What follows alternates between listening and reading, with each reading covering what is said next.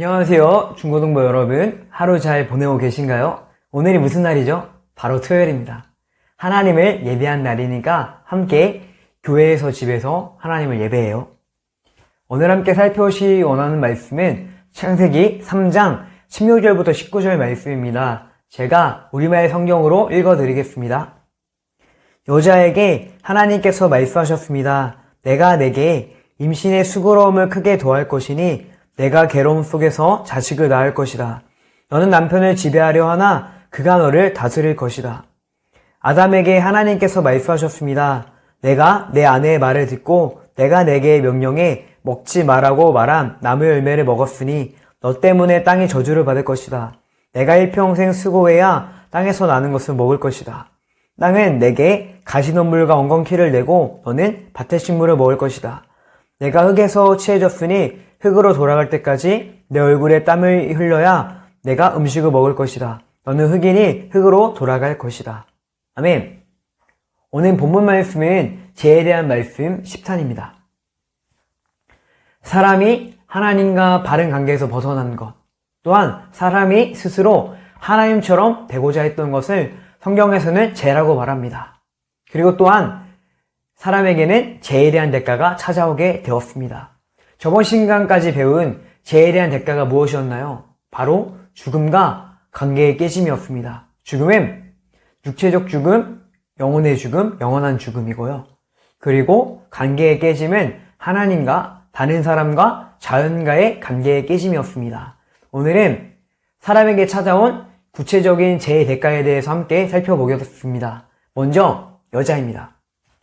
여자에게는 원래 임신의 고통이 약간 있었습니다. 그런데 죄를 짓고 난 후에 여자에게 임신의 고통이 크게 더하여졌습니다. 그리고 여자는 남자를 다스리려고 하나 남자가 여자를 다스리게 된다라고 주님께서 말씀하셨습니다. 물론 기본적으로 남자와 여자는 동등하지만 하나님께서 여자의 머리로 남자를 삼으셨습니다. 둘째, 남자에게 찾아온 죄의 대가입니다. 남자는 원래 노동하는 것이 크게 힘들지 않았습니다. 그 이유는 자연이 남자에게 다스림을 받았기 때문입니다. 그런데 죄를 짓고 난 후에 자연이 남자를 대적합니다. 그래서 가시덤불과 엉겅퀴를 내므로써 남자가 노동하는 것을 힘들게 하였습니다. 이것이 죄의 대가입니다. 셋째, 자연입니다.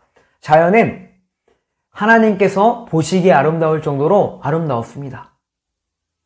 그런데 사람이 죄를 짓고 난 후에 함께 죄에 대한 대가를 받게 됩니다. 그래서 자연은 가시덤불과 엉겅퀴를 내고 또한 우리가 생각하기로 지진과 해일과 폭풍 등이 자연이 받고 있는 죄의 대가로 보고 있습니다. 성경에 의하면은 자연이 고통 가운데 신음하고 있다라고 표현하고 있습니다. 말씀을 정리하겠습니다. 사람이 죄를 짓고 난 후에 하나님께서 사람에게 주셨던 복과 은혜와 안식이 취소되었습니다.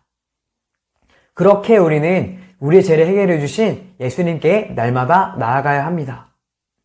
같이 기도하기 원합니다. 첫째, 예수님께 날마다 나아감으로 하나님께서 주시기 원하시는 모든 은혜와 복과 안식을 받고 누리게 해달라고. 둘째, 중고등부가 주 안에서 하나가 되게 해달라고. 마지막으로 각자 기도 제목을 가지고 함께 기도하도록 하겠습니다.